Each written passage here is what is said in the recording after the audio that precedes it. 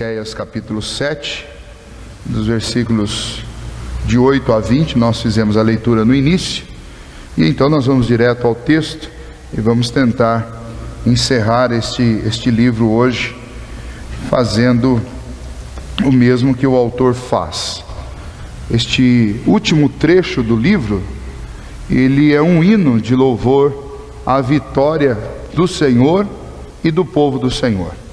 A vitória do Senhor sobre aquele estado de desvio do seu povo, e Deus, através dos seus métodos de correção, traz o povo de volta, corrige o povo e traz de volta.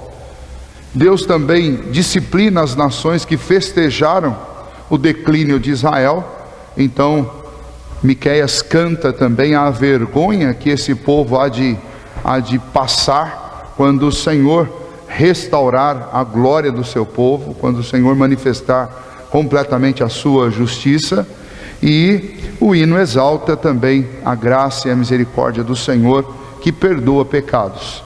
Então esta última parte é uma adoração ao Senhor por ele se compadecer de Israel. Então lembra, o livro começa com denúncias, depois julgamento, depois promessa e depois um reconhecimento por parte do próprio autor do livro, do profeta, em nome do povo, reconhecendo o seu estado e reconhecendo e entendendo o que Deus esperava deles.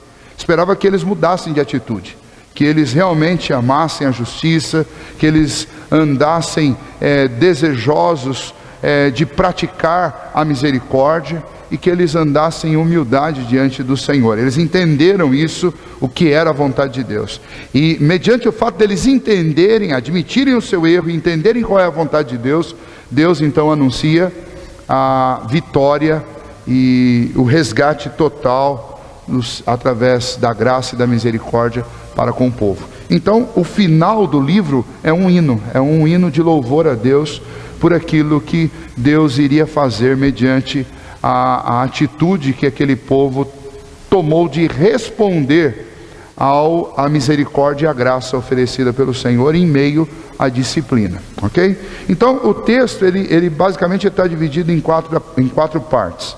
Os versículos de 8 a 10 mostram Jerusalém em seu estado de decadência, confessando o seu pecado e buscando pela fé no Senhor uma transformação.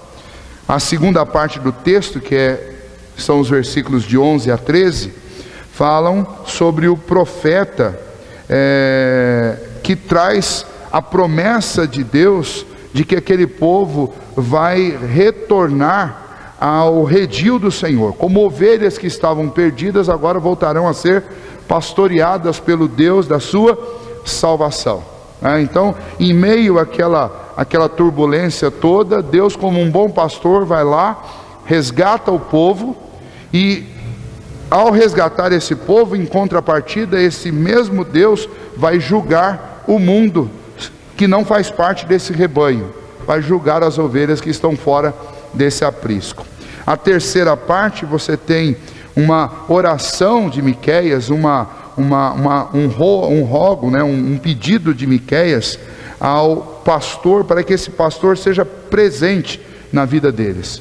E em contrapartida, o Senhor promete fazer isso no versículo 15, e o Senhor promete estar presente, promete habitar com eles, ser o Deus deles, estar envolvido na vida deles, e novamente anuncia a ira do Senhor sobre os povos que foram os conquistadores do povo e depois serão julgados pelo povo. E a última parte, Miqueias adora ao Senhor, fazendo perguntas retóricas a respeito de quem pode perdoar como esse Deus, Então o profeta fala sobre o perdão, sobre a fidelidade e sobre a misericórdia de Deus na última parte.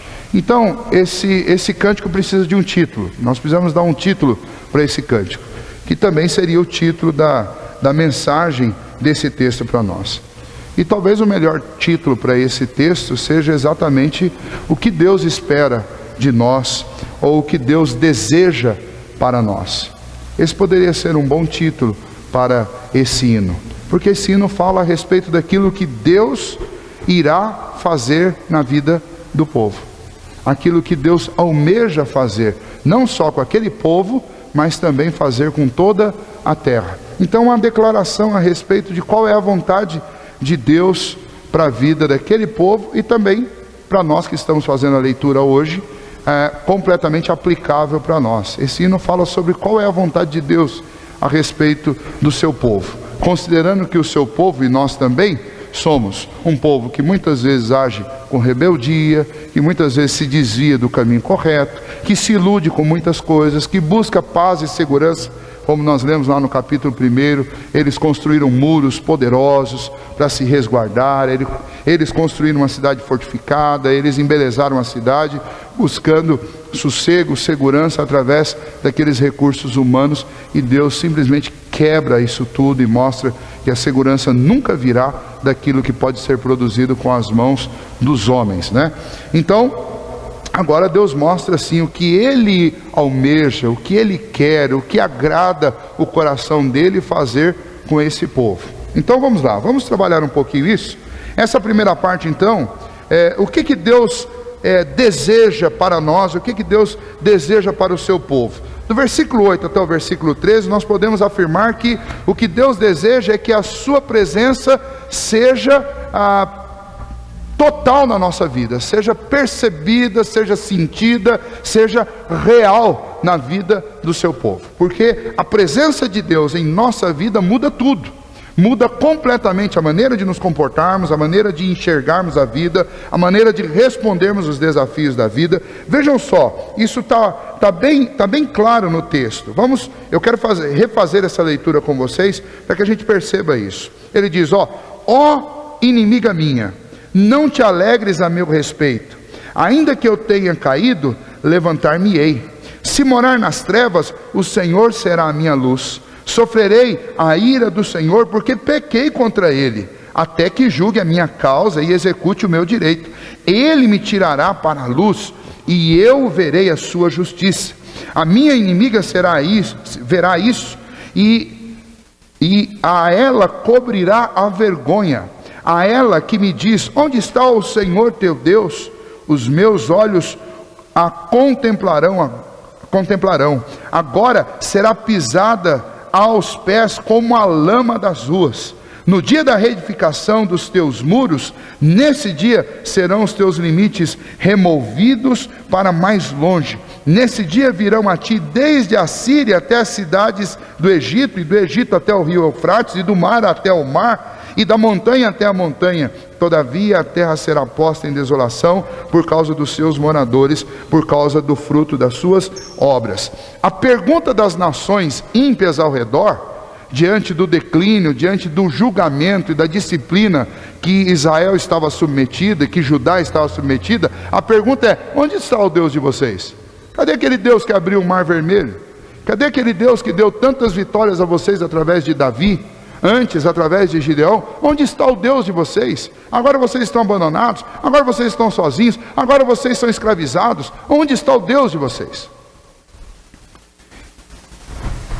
O sentimento do povo foi testado no livro, porque o sentimento era o sentimento de abandono. Por isso eles buscavam segurança em outro lugar. E a promessa de Deus que este hino aponta é que para essa pergunta, onde está o teu Deus, com ações de poder, Deus mostrará isso. Deus mostrará que esse Deus é um Deus que está presente, e que a presença dele na vida do seu povo muda tudo. Vejam só, quais as mudanças que acontecem porque Deus está presente na vida do povo. Olha, vamos lá, a partir do versículo 8. A sua presença nos faz viver na luz, é o que ele diz aí. Ele usa o termo inimiga no feminino, porque ele está se dirigindo a nações, né? Essas nações, elas estão se alegrando por causa da ruína de Israel, mas Miqueias diz, olha, vocês não se alegrem com isso. Vocês não se alegrem com isso, porque ainda que esse povo tenha caído, ainda que Jerusalém tenha caído, ela não ficará nas trevas, porque o Senhor será a minha luz. Então ele está dizendo que a presença de Deus na vida do seu povo leva o seu povo à luz, produz luz em meio às trevas. Quando Deus está presente na nossa vida, Ele ilumina todo mundo ao nosso redor. O povo sofreu e pagou as duras penas, por quê? Porque o povo virou as costas para Deus. E virando as costas para Deus, eles foram andar em trevas, em pleno dia, fazendo as coisas que Deus odeia. Mas uma vez que eles se arrependem, uma vez que Deus trata-os com misericórdia, imediatamente Deus os conduz de volta à luz. Ainda que eles tenham caído, Deus os levanta. E a ideia, a figura aí que é usada com esse termo de trevas, na realidade trevas aí está sendo usado como sinônimo de masmorra, de presídio, de prisão. Ainda que esse povo tenha sido aprisionado, eles voltarão a ver a luz do dia. Porque prisão lá era alguma coisa como cavernas, como lugares fundos, onde as pessoas eram esquecidas lá dentro. Então era sinônimo, treva é sinônimo de masmorra, de calabouço. E o que Miqueias está dizendo, olha, ainda que esse povo tenha caído e tenha sido posto em trevas, Deus os fará ver a luz. Deus os mostrará novamente a luz. A presença de Deus faz isso. A presença de Deus nos livra dos presídios que acorrentam a nossa alma, o nosso coração. Tem tanta gente aí que anda à luz do dia, acorrentado em trevas. Por quê? Porque o coração está assim. O coração está acorrentado, o coração está aprisionado, a alma está aprisionada. Quando nós lemos, especialmente os evangelhos, o Senhor Jesus falando sobre perdão, Ele trabalha muito essa questão, especialmente na oração que Ele nos ensina, a oração que nós chamamos de oração dominical. Quando Ele termina a oração, Ele faz uma explicação muito específica sobre o item do perdoa as nossas dívidas, assim como nós perdoamos aos nossos devedores. Se você continuar lendo lá, a continuação do texto diz assim, Jesus fala, porque se do íntimo vocês não perdoarem aos vossos devedores, tampouco vosso Pai Celeste vos perdoará. E aí você pode lembrar lá daquela história lá do credor incompassivo, aquele que recebeu o perdão de uma dívida de 10.000 talentos e depois não perdoou o outro que devia 100 denários. O rei mandou chamar o credor de volta e disse, olha, eu perdoei, está perdoado, eu não vou te cobrar de novo. Mas eu vou fazer com você o mesmo que você fez com o cara que você não perdoou. O que você não perdoou, você mandou fazer o que com ele? Pôs ele no calabouço? Pois é para o calabouço que você vai. Quando Jesus usa essa história, Ele está exatamente trabalhando essas questões. Que existem coisas que nós fazemos, como por exemplo, a falta de perdão é uma delas. Coisas que nós fazemos que colocam a nossa alma em trevas, em calabouços, em prisões.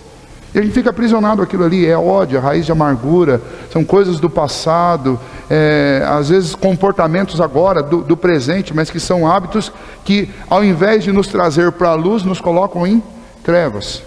Muito bem, Jesus é a solução para isso. Deus é a solução para isso.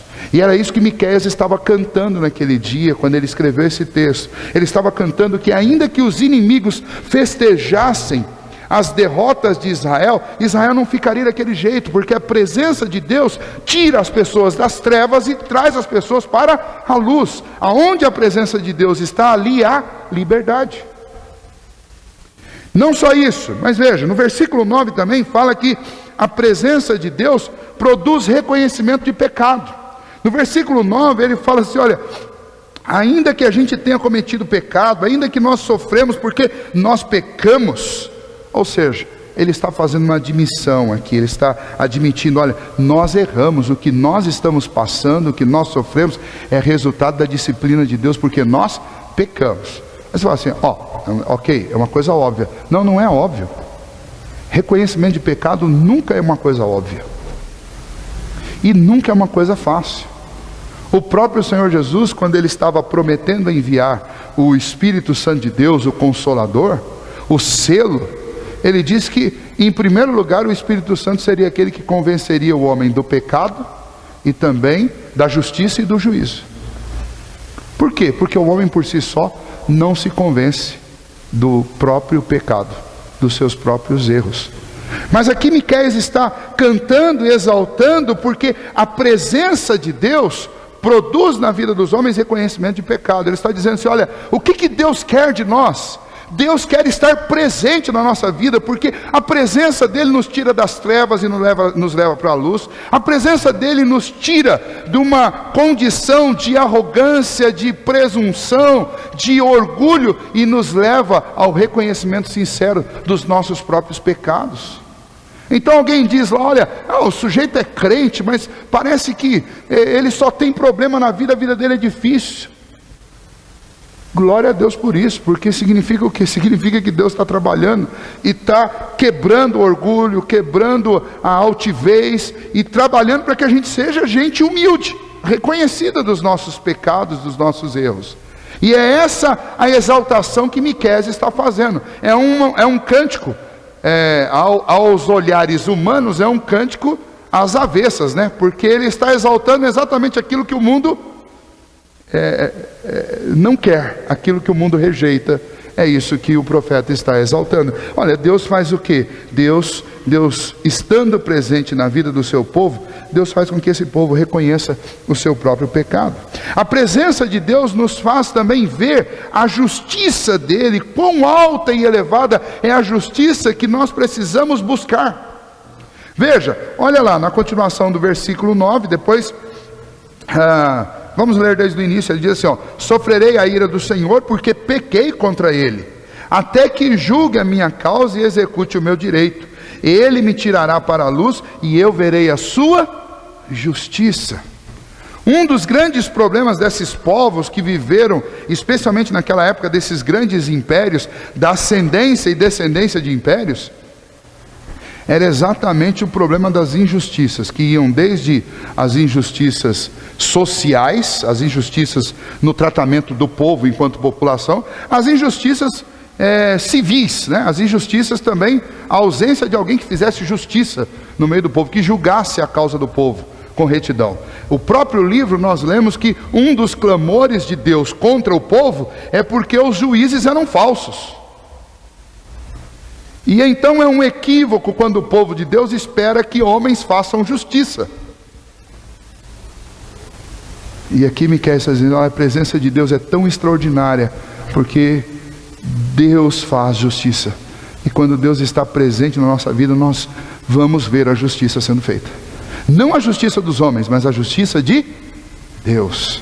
E isso nos faz lembrar do que Tiago diz: a ira dos homens não produz a justiça de Deus. E nós deveríamos sempre entregar os nossos direitos, as nossas causas nas mãos de Deus, porque se Ele não puder fazer justiça, ninguém mais faz, ninguém é capaz de fazer. Nenhum homem tem essa justiça que nós precisamos. Então, vejam só, o que Deus quer? Deus quer estar presente na vida de todos nós. Deus quer se fazer presente cada vez mais, se fazer perceptível, se fazer sentido em nós. É isso que Miqueias está louvando. Ele está dizendo assim: olha, eu estou louvando a Deus porque nós temos um Deus que quer se envolver conosco, que quer tabernacular conosco, que quer ser o Deus Emanuel, que não só quer, mas faz isso. Deus presente, é um Deus envolvente, é um Deus que está na nossa vida. E a presença dele produz essas melhorias significativas. Em quarto lugar ainda, olhando para essa primeira parte do texto, a presença de Deus faz com que os nossos inimigos sejam envergonhados. Veja, os versículos 10 a 13, eles são dedicados exatamente para mostrar isso. Que a inimiga, ou seja, as nações inimigas, elas serão cobertas de vergonha. Está ali. Elas serão cobertas de vergonha, porque o Senhor as envergonhará. Envergonhará de que maneira? Primeiro, elas serão envergonhadas por causa de Israel e de Judá ser levantado. Ou seja, contra todas as expectativas, Israel vai ser liberta, vai ser levantada, vai ser restabelecida, vai ser reconstruída. Uma nação escrava que consegue reconstruir sua cidade, que consegue restabelecer sua estrutura, inclusive política. Como isso é possível? É possível porque Deus faz isso. Inclusive o texto diz que eles ficarão de boca, colocarão a mão sobre a boca. A ideia é o quê? A ideia de espanto. Como isso é possível? É óbvio que essa profecia, esse cântico, que é um cântico profético, ele tem um link lá com aquela geração, porque toda profecia ela tem uma correspondência próxima para o povo que recebe, mas essa profecia também é uma profecia que tem a ver com coisas futuras ainda, que é exatamente o quanto o povo sobre a terra, o povo incrédulo sobre a terra, ficará espantado com a glória que há de ser revelada através de Cristo, na sua vinda, e também do povo. O povo que será visto como um povo humilde, como um povo insignificante, um povo que aparentemente parecia estar louco, mas lá no fim isso tudo vai ser revertido. E é isso que Miqueias está cantando. A presença de Deus nas nossas vidas é a grande garantia, é a grande segurança que, por mais que sejamos ultrajados, humilhados, envergonhados, caçados, perseguidos, um dia esse povo será desmascarado e envergonhado. Esses que perseguem, esses que zombam, esses que humilham, esses que dão risada, um dia eles serão envergonhados. Então o que Miqueias está fazendo é glorificando a Deus, porque a presença de Deus no meio do povo, ela faz a diferença total. E isso tem uma aplicação muito especial para a vida de cada um de nós. Nós temos algo interessante na nossa rotina de vida. Nós gostamos muito dessa coisa de ficar na presença de pessoas importantes. Aliás, eu até acho que eu falei sobre isso esses dias atrás, eu comentei sobre isso. Nós gostamos de gente importante, nós gostamos de tirar foto do lado de gente famosa, de gente importante. A gente se sente seguro quando tem alguém que tem algum tipo de autoridade do nosso lado. A gente gosta disso, a gente se sente seguro com isso, a gente aproveita às vezes dessas circunstâncias. Mas o que esse texto está dizendo é que Deus tem prazer, Deus deseja, Deus quer ser percebido, sentido por cada um de nós. Deus quer se fazer presente na vida de cada um de nós. Quando a gente fala isso, às vezes dá a impressão de que Deus quer alguma coisa que Ele não pode, porque está em nós fazer isso ou não fazer isso. Deus estará presente aonde Ele quiser e da maneira como Ele quiser. Mas a Bíblia deixa muito claro que os nossos pecados fazem separação entre nós e Deus. Que tem coisas que Deus não suporta, que é abominável a Ele. Nós podemos lembrar de quando o povo no deserto, conduzido por Moisés para a terra prometida, o povo, vamos colocar assim, entre aspas, provou a paciência de Deus, provou ao cúmulo. E um dia Deus chega para Moisés e fala assim: eu vou mandar um anjo com vocês, porque daqui para frente eu não vou. Tudo que eu prometi que eu ia fazer com vocês, eu vou fazer. Vocês vão entrar na terra prometida, vocês vão ter a nuvem aí durante o dia, vai ter a coluna de fogo durante a noite, mas eu não vou. Aí Moisés falou: Senhor, não pode mandar 1000 anjos. Estou aqui parafraseando o que Moisés disse. Mas se o Senhor não for conosco, nós não vamos sair daqui. Olha, o que Moisés está pleiteando? Moisés está pleiteando a presença perceptível de Deus. Moisés não está com um problema teológico aqui. Não, Deus é onipresente, então não tem como Ele não estar presente. Não é esse o ponto. Nós não estamos negando a onipresença de Deus, mas sim a questão da presença perceptiva de Deus, de sentir, de manifestar a sua presença. E é isso que Miqueias está cantando. Ele está cantando: olha, a presença perceptível de Deus na nossa vida faz toda a diferença. E Deus quer manifestar essa presença perceptiva na vida do seu povo. Deus quer continuar fazendo essas coisas extraordinárias que tornam o povo dele um povo diferente. E o que acontece? O que acontece é que isso daí depende, porque o próprio Deus estabeleceu a condição. Qual que é a condição? A condição é que a gente realmente busque ao Senhor. Por isso que o apóstolo Paulo vai nos dar uma recomendação muito clara para que a gente se encha do Espírito. É óbvio que eu dependo primeiramente que o Espírito Santo venha habitar no meu coração, que eu seja templo do Espírito Santo de Deus. Mas uma vez que eu sou templo do Espírito Santo de Deus, eu posso buscá-lo, e posso buscar ser cheio dele, fazendo o quê? Tirando as coisas que ficam ocupando espaço no meu coração e deixando o espaço tão somente para ele. Então essas coisas estão todas linkadas dentro da Bíblia. E o que Miqueias está cantando aqui é que quando este povo presta atenção no seu Deus, quando este povo sente a presença de Deus, quando Deus abre os olhos desse povo, esse povo muda. Esse povo sai das trevas para a luz, esse povo admite o seu pecado, este povo agora começa a enxergar que a justiça é algo que vem de Deus e não deles próprios. E este povo vai ter o privilégio de ver os seus inimigos envergonhados. Tudo por causa da presença de Deus. Não é o povo que faz, é Deus que faz. Mas esse povo precisa lembrar que o que Deus quer é manifestar a presença dele no meio dos seus. Nós somos um povo frio. Vamos ser bem franco. Nós somos um povo frio. Nós somos um povo materialista. Nós somos um povo platonista, para ser bem mais exato. O que é platonista?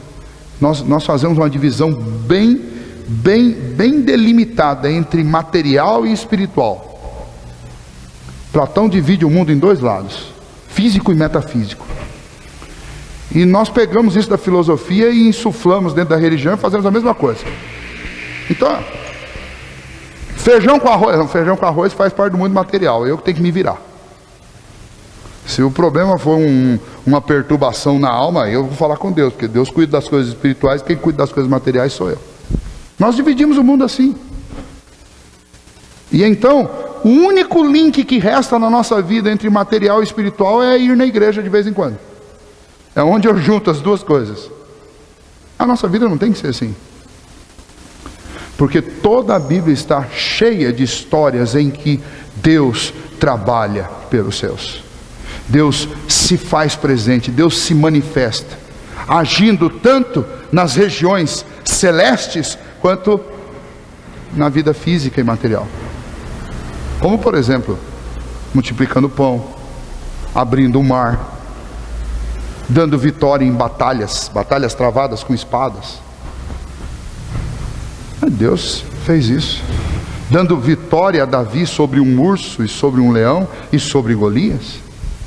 São coisas materiais, marca da presença. Você imagina quão sobrenatural era aquela nuvem todos os dias lá sobre aquele povo e aquela coluna de fogo durante a noite? Presença de Deus. Deus mudou? Bom, nós sabemos que Deus não muda.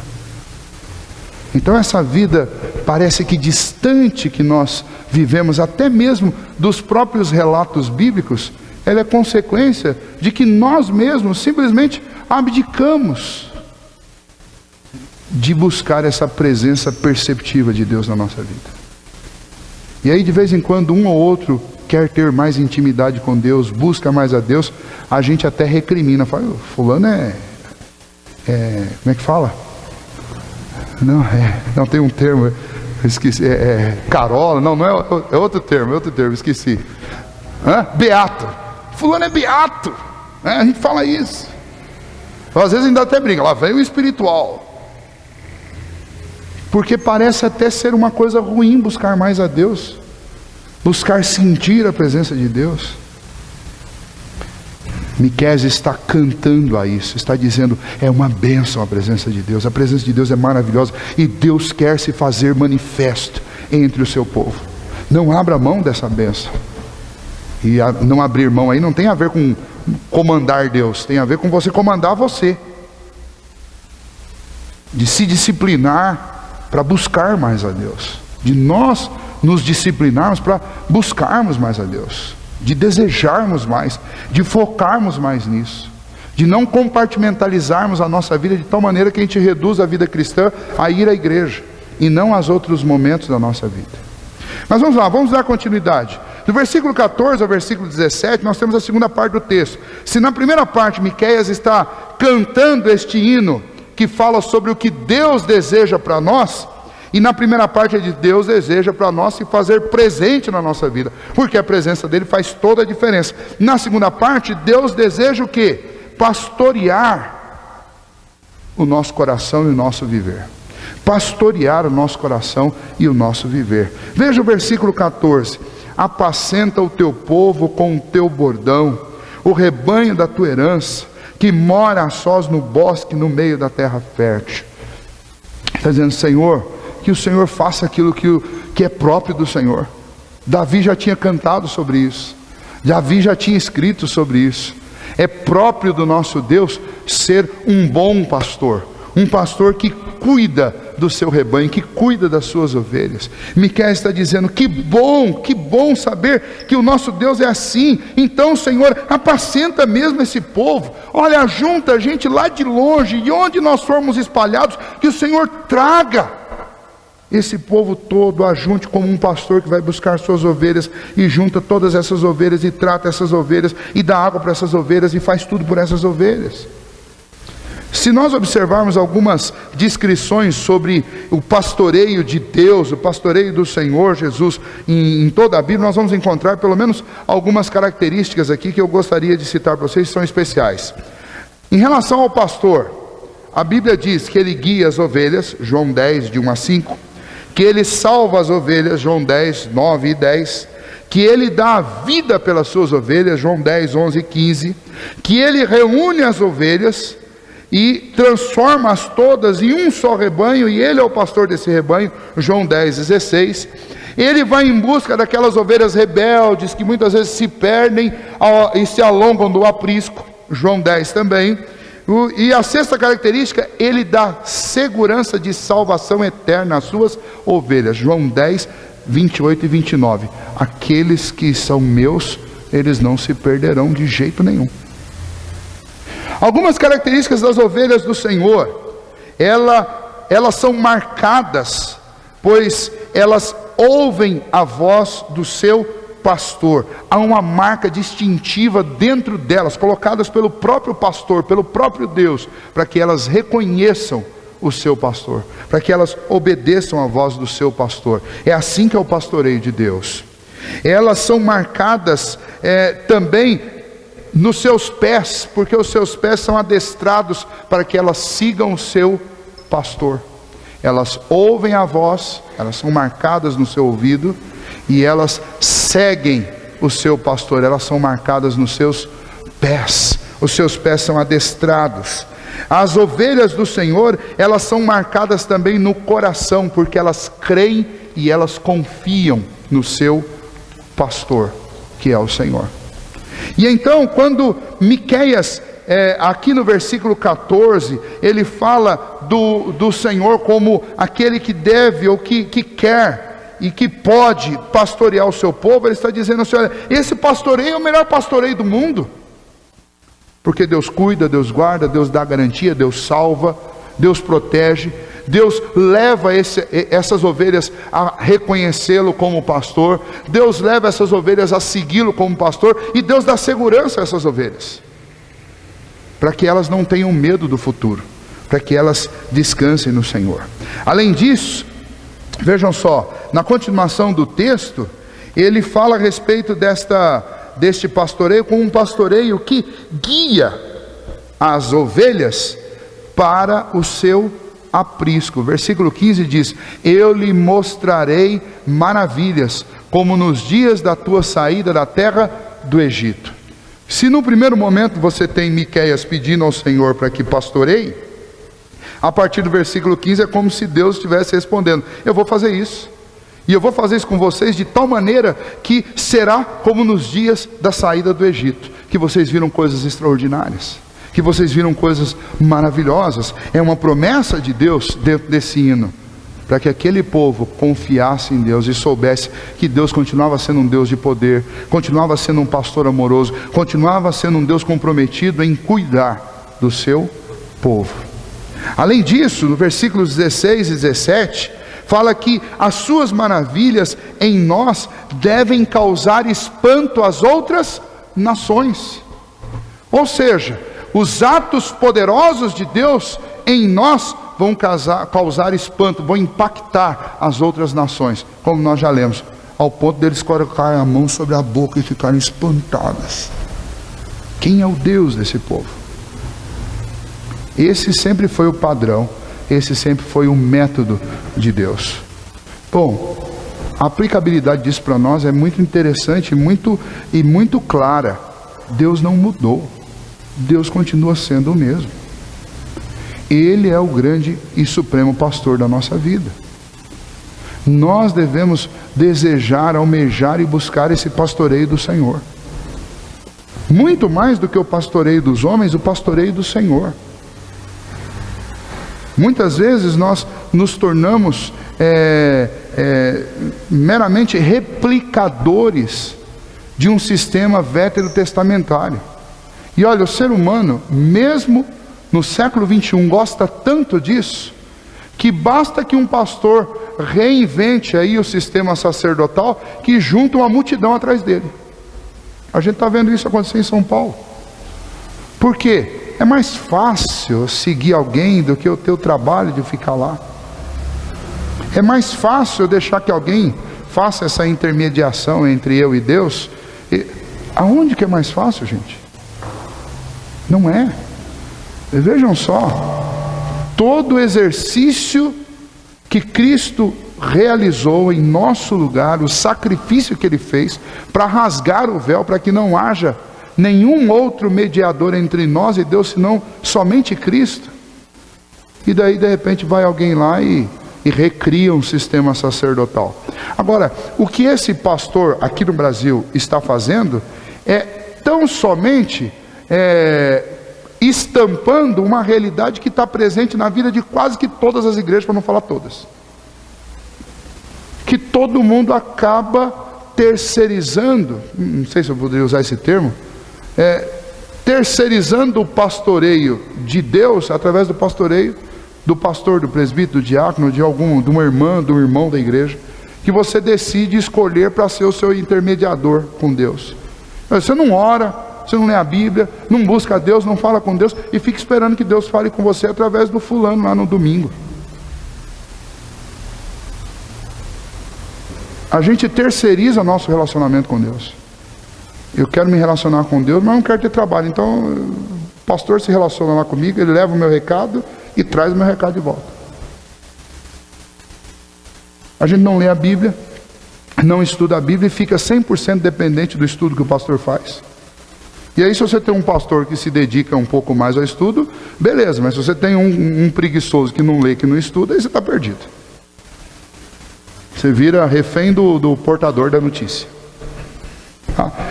Veja, o que Miqueias está cantando? Miqueias está cantando o privilégio de ter um pastor, de ter um Deus que não se comporta como um daqueles imperadores, como o imperador da Babilônia, como o imperador da Síria, o imperador persa, o imperador medo, o imperador grego. Ele está louvando porque ele tem um Deus que se comporta como um pastor, que se envolve, que cuida, que limpa, que trata, que vai atrás, que gosta, que tem relacionamento. É isso que Miqueias está cantando. E Deus está respondendo esse cântico, confirmando, mas é isso que eu vou fazer mesmo. Eu vou buscar, eu vou cuidar, e eu vou fazer coisas tão extraordinárias que os outros olharão para vocês e ficarão de boca aberta. O nosso Deus continua sendo esse mesmo Deus. Continua sendo esse mesmo Deus. E aí, se nós temos alguma coisa a elogiar de outras denominações, eu poderia citar que existem denominações que não se dedicam tanto no estudo da palavra como deveriam, mas se dedicam em buscar a Deus e se dedicam em viver debaixo desse pastoreio. E aí eles contam histórias que a gente ouve, como bons presbiterianos, a gente até duvida.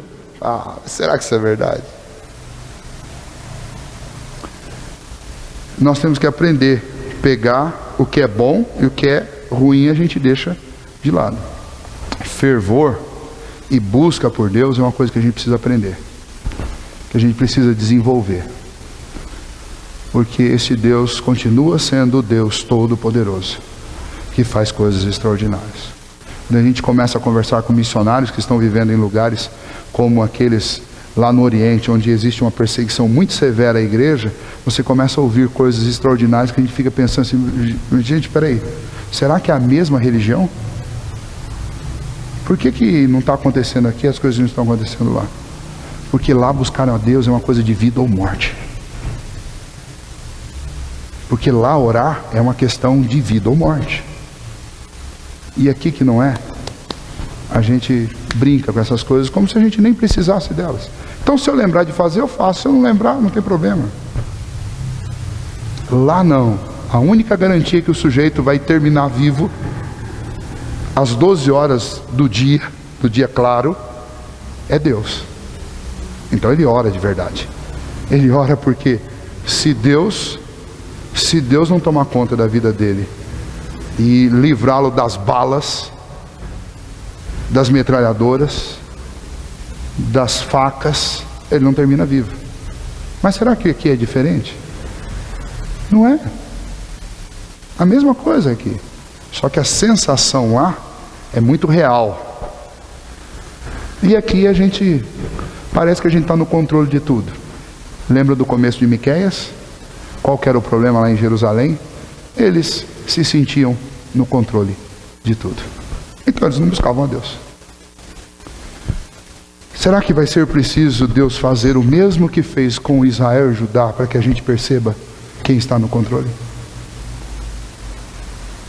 Que a gente busque, almeje de todo o coração o pastoreio de Cristo sobre a nossa vida. Que a gente busque a Deus, que a gente queira ser cuidado pelo cajado do nosso Senhor.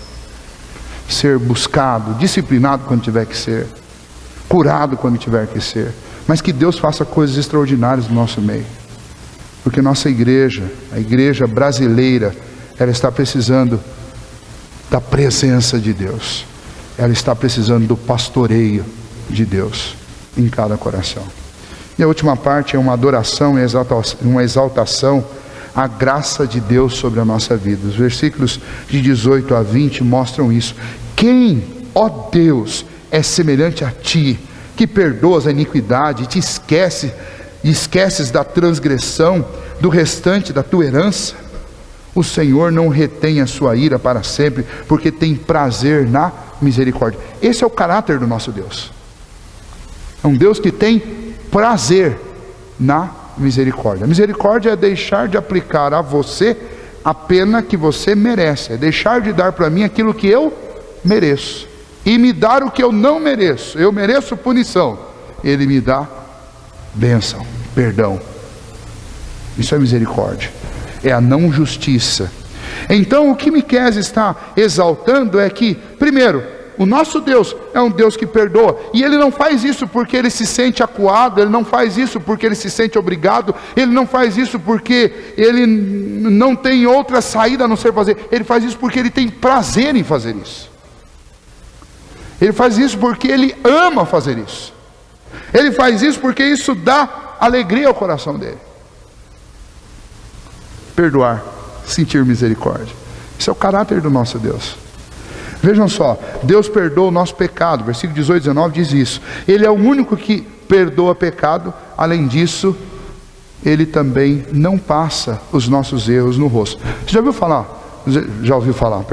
Vocês já viram e já passaram por isso. Sabe aquele sujeito que, Sr. Francisco, o senhor me perdoa, não devia ter feito o que eu fiz. Aí o Sr. Francisco, perdoa, meu filho, perdoa. Mas olha, viu, gente, esse cidadão aqui, olha o que ele fez. Ele fez isso comigo. Você, meu rapaz, eu vou te perdoar. Mas olha o que você fez, e aí esfrega tudo na sua cara. E passa 20 dias depois, tá vendo que fulano lá? Eu perdoei ele, mas vocês não sabem o que ele me fez. Olha, ele me fez isso. Que perdão é esse? Perdoa, mas passa na cara. Eu ouvi muita gente fazendo o seguinte, falando alguma coisa que não faz o menor sentido. Que quando a gente chegar lá no céu, antes de atravessar a porta para o lado de dentro, Deus vai colocar você sentado num banquinho e vai passar um filme com todos os teus pecados. Mas tem inferno maior do que esse? Quer dizer, vai fazer um estágio no inferno antes de entrar. Você já imaginou assistir todas as coisas erradas que eu já fiz a vida inteira? Rapaz, ninguém aguenta esse negócio não. 80 anos sentado no banquinho vendo, porque é dia e noite esse negócio. Mas que ideia mais maluca, de onde saiu isso?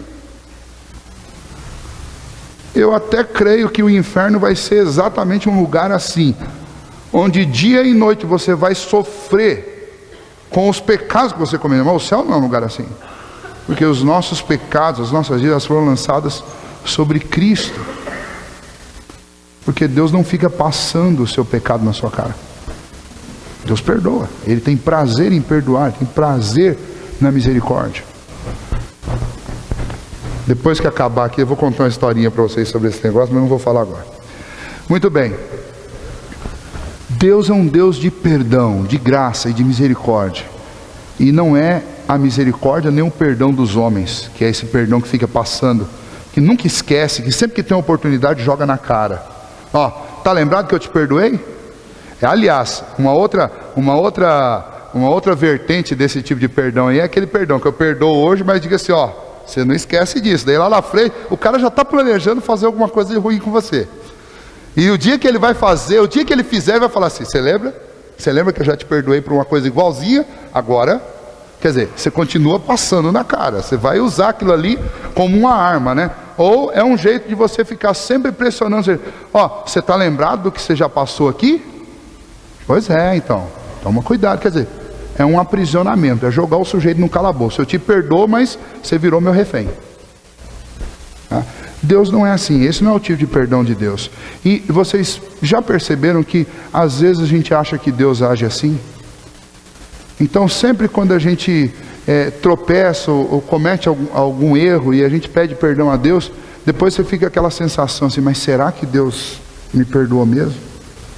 Aí acontece uma gripinha, você fala assim, nossa, Deus me perdoou, mas agora está me castigando. Tô falando besteira? Vocês nunca sentiram isso? Nunca pensaram isso? É porque nós temos dificuldade, porque o nosso padrão de misericórdia e perdão é um padrão muito fraco. Não tem conectividade com o modelo de Deus. O modelo de Deus não é assim. Deus perdoou, está perdoado, não tem volta. Ele lança no mais profundo do mar. É o que o próprio Miqueias cita aqui. Pode falar, reverendo. A gente precisa ensinar as coisas direito, né? O reverendo Gessi sabe disso, a gente conversa sobre. Precisa ensinar direito. Ensinar direito. Tem que ensinar a fazer o certo. Mas no que tange ao erro, nós precisamos ensinar que Deus é um Deus de misericórdia e graça. Senão, não adianta você. Existem muitas igrejas aí que estão, por exemplo, numa quarta-feira como hoje, entuchada de gente, mas é entuchada de gente não com alegria de ir para o céu, com gente com medo de ir para o inferno. Mas não adianta. Estão tão distantes de Deus quanto estariam se estivessem lá num bar bebendo. Estão completamente distantes de Deus. Porque Deus não é assim. Não, pelo menos pelas páginas da Bíblia ele não é assim. Miqueias está louvando a Deus porque ele tem certeza de que Deus não vai se lembrar das coisas que eles fizeram. Que Deus pôs uma pedra sobre o assunto. É por isso que Miqueias está cantando. Quem é como o Senhor que perdoa, que sente misericórdia? Não só isso, veja só, Ele é o único Deus que tem prazer em perdoar. Não é apenas perdoar, Ele tem prazer na misericórdia, Ele sente alegria. Isaías 55, versículo 7, fala sobre isso, que Ele é rico em perdoar. Ele ama agir de forma misericordiosa. Deus não apenas nos perdoa, mas a sua misericórdia, é dito nas Escrituras que ela se renova. Ela se renova. Deus não se cansa de perdoar. A bondade e a misericórdia do Senhor se renovam todos os dias sobre a nossa vida. Nós não somos assim.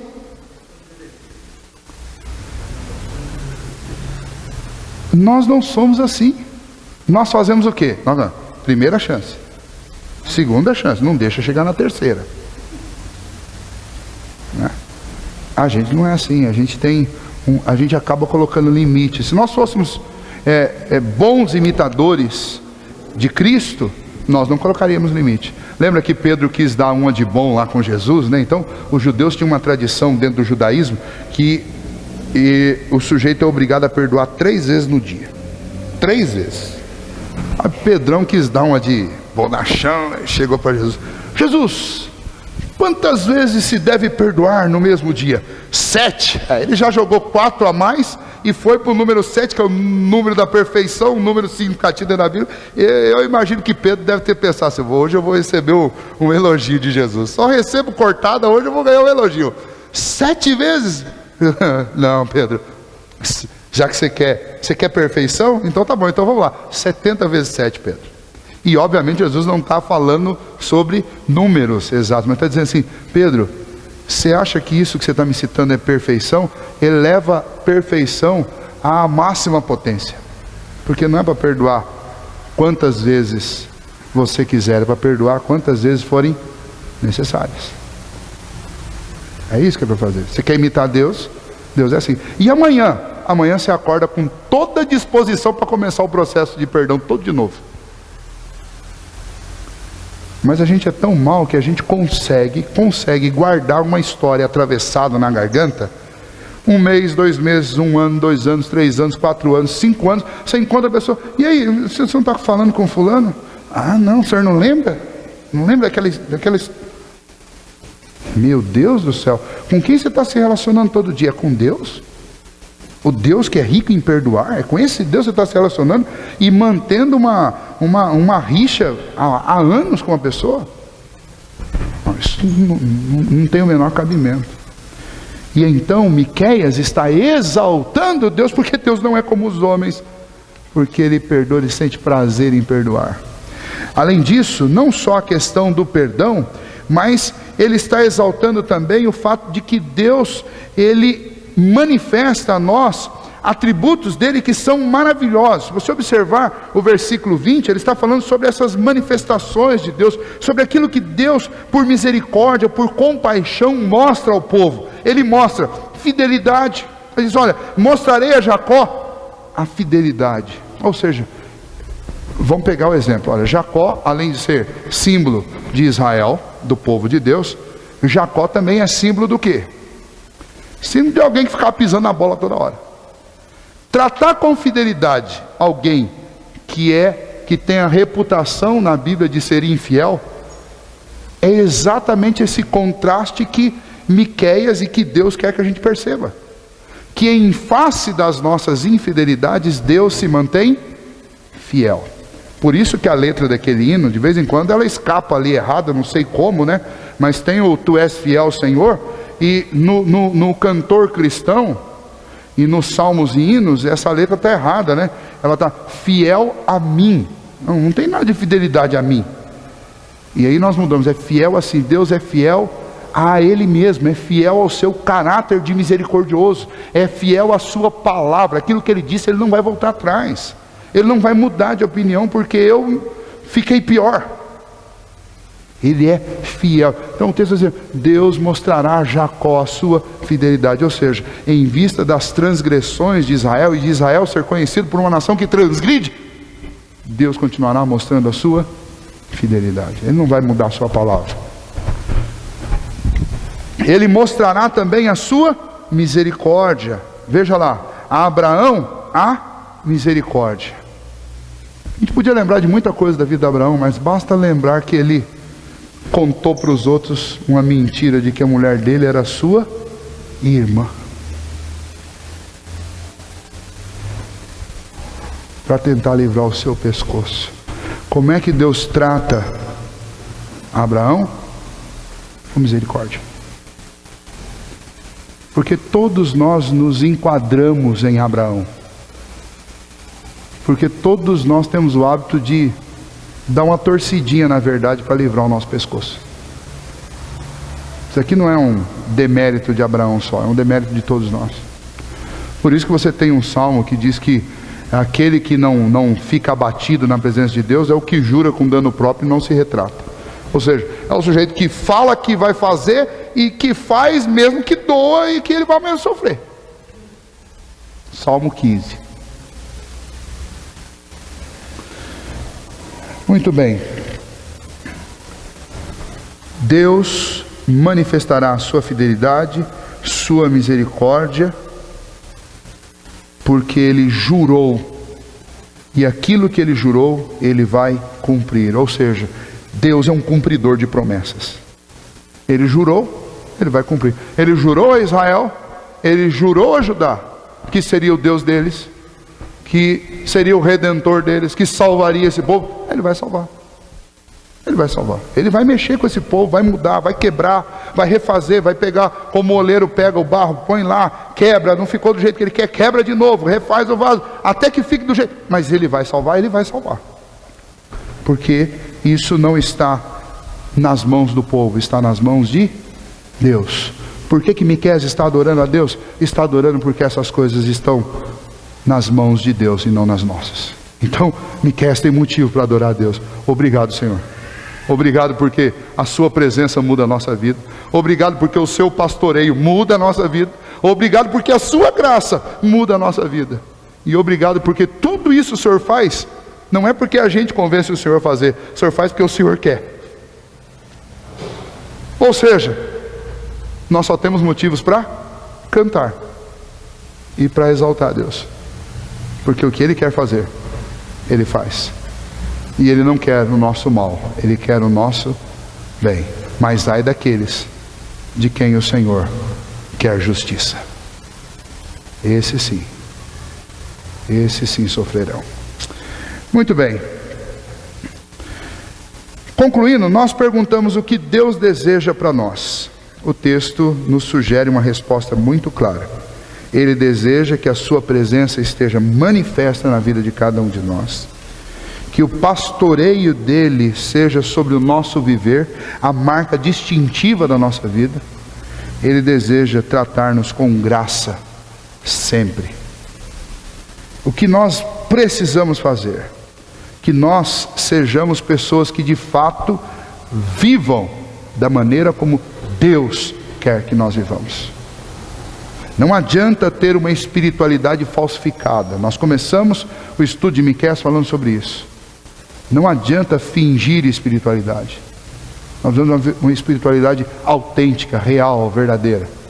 Não precisamos mascarar nada diante de Deus, porque Deus conhece-nos. Não precisamos mascarar nada uns para os outros, por quê? Porque aqui ninguém é melhor que ninguém. Agora, o que nós precisamos mesmo é amar a justiça, é viver de forma misericordiosa, tratando as pessoas com misericórdia. O que nós precisamos mesmo é andar humildemente diante do Senhor. Por quê? Porque a presença dele muda a nossa vida, porque o pastoreio dele molda a nossa vida, porque a graça dele salva a nossa vida. Esta é a mensagem de Miqueias para o nosso coração. Que a gente possa aproveitar esta mensagem, a gente possa relê-la outras vezes, para que possamos aprender mais, mas que, acima de tudo, a gente lembre dessa mensagem preciosa para o nosso coração, e que a gente confie realmente e descanse na graça e na misericórdia do Senhor. Vamos orar?